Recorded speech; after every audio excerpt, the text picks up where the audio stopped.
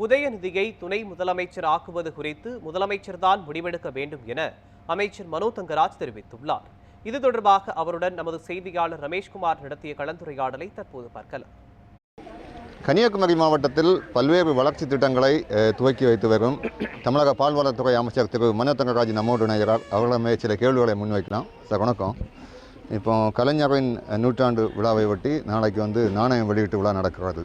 எப்படி ஃபீல் பண்ணுறீங்க இந்த நிகழ்வுகளை? கலைஞர் ஒரு தேசிய அளவிலான ஒரு தலைவர், ஒரு மாபெரும் தலைவர், ஒரு மிகப்பெரிய சரித்திரத்தை வரலாற்றில் படைத்தவர். சமூக நீதிக்காக, ஒரு சமத்துவ சமூகத்திற்காக ஒரு மாபெரும் ஒரு மாற்றத்தை உருவாக்கிய தலைவர்.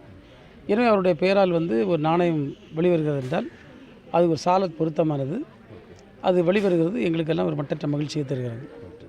இப்போ கொல்கத்தாவில் மருத்துவ மாணவி படுகொலை செய்யப்பட்ட விவகாரம் இன்றைக்கி இந்தியா முழுவதும் மருத்துவர்கள் போராட்டத்தில் ஈடுபட்டிருக்காங்க. இது சம்பந்தமாக திமுகவை பொறுத்த அளவில் வாயே திறக்கல அப்படின்னு ஒரு குற்றச்சாட்டை இன்றைக்கி எதிர்க்கட்சிகள் முன்வைக்காங்க. இதெல்லாம் முட்டாள்தனமானது.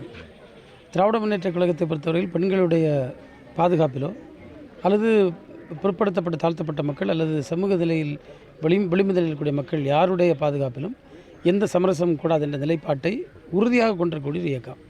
நீங்கள் ஒவ்வொரு நாட்டில் ஒவ்வொரு நிகழ்ச்சிக்கும் நாங்கள் பதில் சொன்னமானுள்ள கேள்வி தவறான கேள்வி.